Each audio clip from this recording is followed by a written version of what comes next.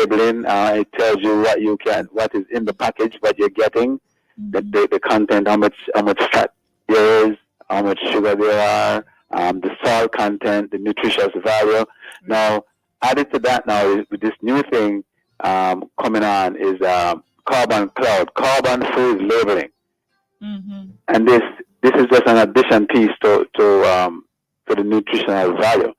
So this tells you basically from cradle to grave how whatever you eat, whether it is a banana, whether it's a piece of chicken, whether it's a piece of fish, what kind of impact it has on the environment and how sustainable it is.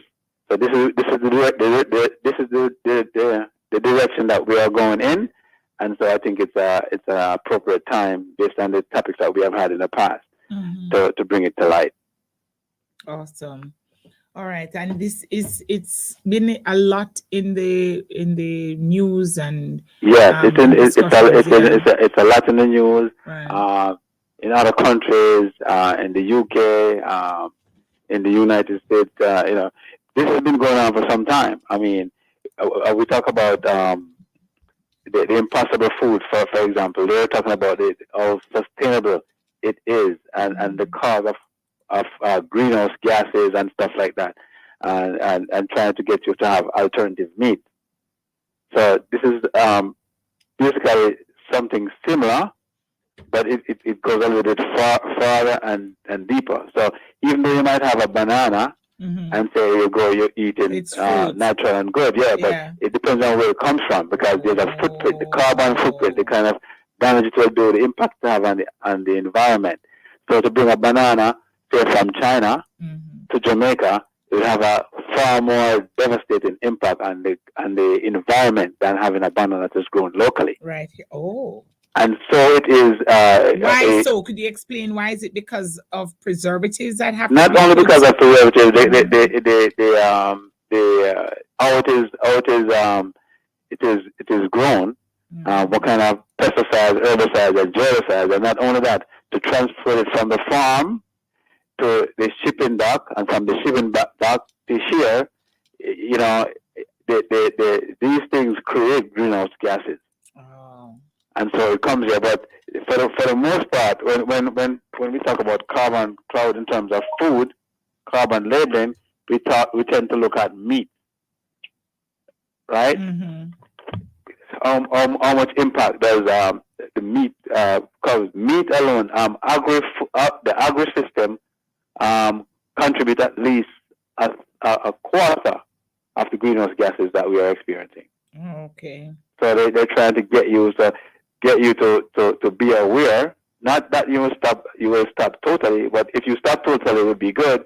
But to be aware of the impact it's having on the environment. So it Okay. tells you from once from where it's grown to it end up on the waste. All these things come into it. So, for example, most of the greenhouse gases are caused by cows and lambs and chicken, Mm-hmm. as it relates to food. So if you can change your diet from a meat diet to a vegetarian diet, Mm-hmm. studies show that would be much better Mm-hmm. and has lesser impact on the environment than would say meat. Okay. Wow. All right. Well, we have very little time, so I want to get into the meat of the matter. What do you want our listeners to know? And this just before we talk with our other Yeah, guests. well, what I want our listeners to know that even though we have the right to choose whatever we want, Right. there's some Right. consequence to bear. Mm-hmm. And so, for example, if you just, for example, I'm just going to pick one. So there's a way if you pick, say, beef, Mm-hmm. it will tell you what impact. Say I pick beef, there's a calculate to beef, and you say eat it 1 or 2 times a week. Mm-hmm. What is the impact? The impact of eating beef 1 or 2 times a week, that alone contributes at least 604 kilograms of greenhouse gases to greenhouse gas emission. That's the equivalent of driving a regular car 1,540 miles. how does that stack up? And people might not get it right now, but just to think about these things, it should be the same as the eating that heating. I mean, like in the wintertime, to heat an average home for 9 to 5 days, or for you to take a flight from London to say Tokyo. That is the impact that it will have on the environment.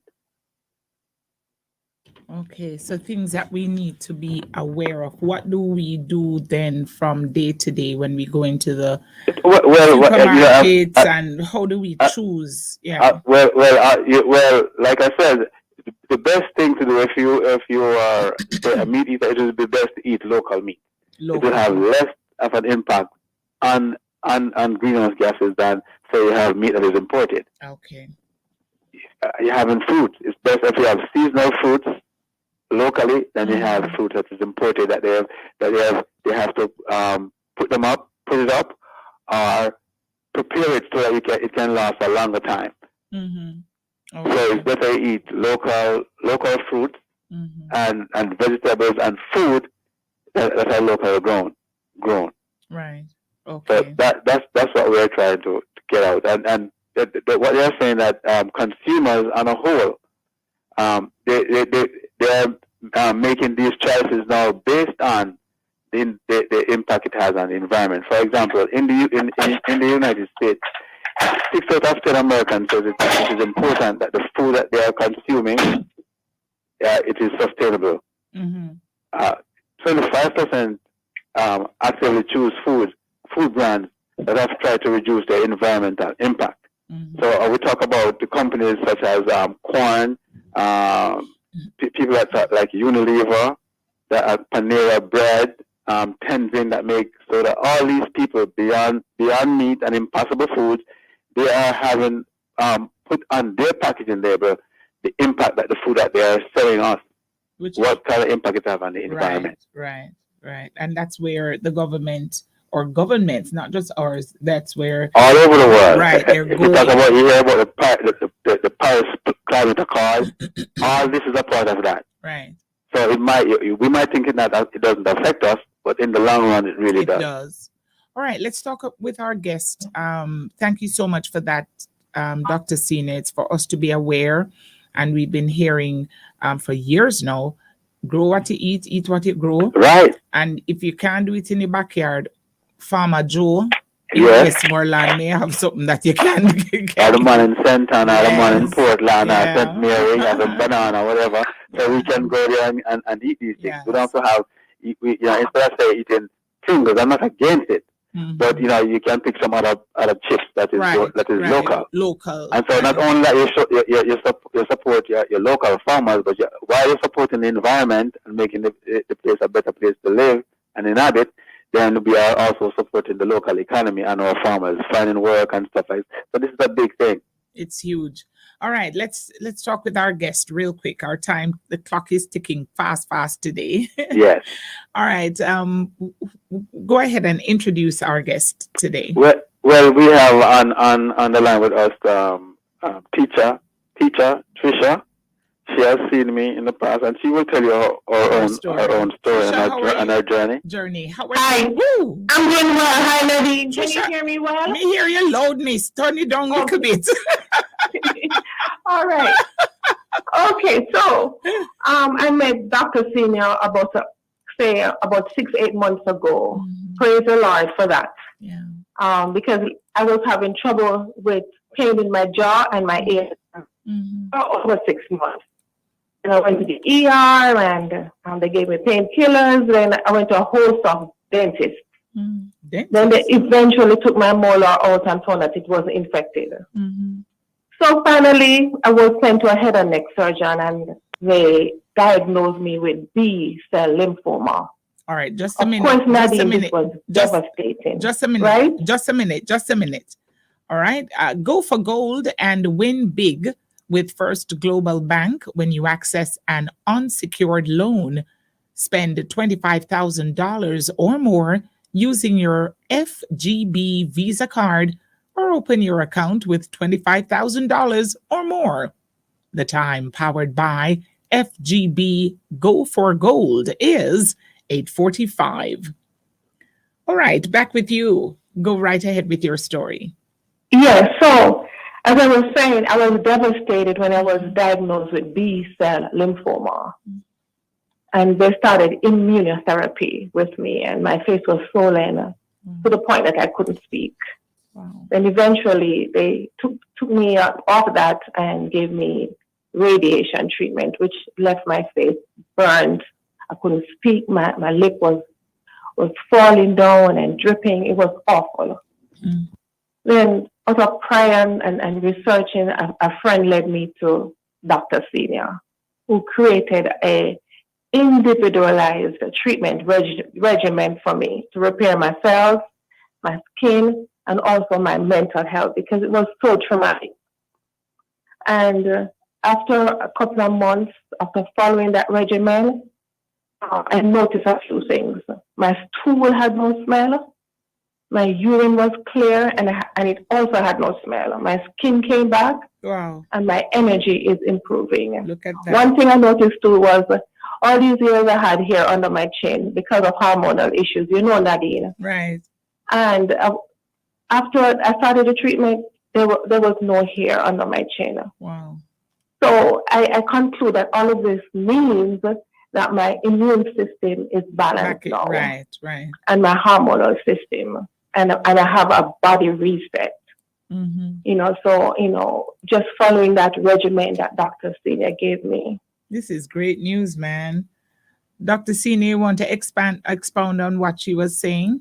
Yeah, well, thanks for that intro. She found me somehow, and we just get together. We get working. I review all our medical reports with her, and I just get to work, and I gave her what I think was best for her at the time, to get her body back, to get her the reset, because of the lymphoma, the B-cell lymphoma, and some form of disfigurement.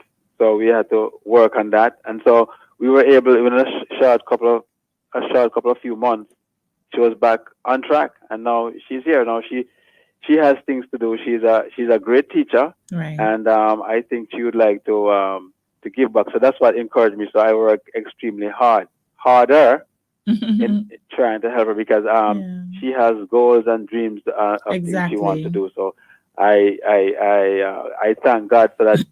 She's able to be able to realize her dreams and to pursue what it is that she wants.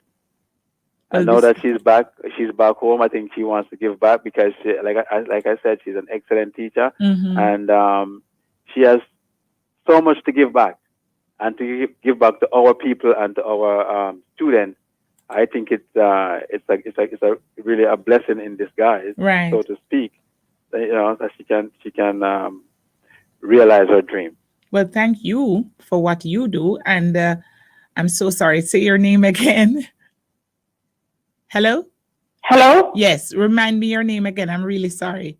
Yes, my name is Patricia Bailey. That's it. And Patricia. Yes. Thank you. I forgot to mention one thing, is that Dr. Senior also put me on a plan, a diet plan that is geared towards my body type, which really was a great help. Yeah.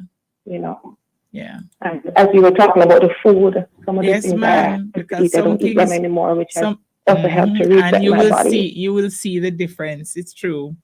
It's Thank tremendous. you, Patricia's. Thank you, Patricia, for sharing. Dr. Senior, how do we wrap this morning real quick? Yeah, well, listeners out there that are listening to our program from day to day, you see we have average people having similar issues. As I often said, real people with real problem getting real solution. This might not be your diagnosis. This might not be your issue. But whatever issue that you have, we can address it, and we will address it as you have heard her said. I have individualized our program, right, for her, and because not one thing doesn't fit everybody, right. So that's where it comes in, and so we have to tweak your program as we go along at time to get it right, and so we were able to do that for Patricia, and so she comes out on the other end, which is her success story. So at Doctors to Health, as we often said, we give you a free 10-minute consultation, and you can reach us at 517-9449. That is in Witter Village, and you have 310-4969. That is the cell number, and of course the office number is 754-2950. Also, you can reach us out in Manville, and you can speak with Dr. Johnson. It's 589-0608. 589-0608. And again, we are right here at 5 Pawsey Road beside the Spanish Court Hotel, and we will be very happy and delighted to be able to assist you in whatever it is that you see in getting your health together. Thank you very Again, much. You can come on down. Yes. Thank you so much, and all the very best. Have a wonderful, blessed rest of the day. Patricia, all the best to you. Thank you, Nadine. Have a blessed day yourself. Mhm.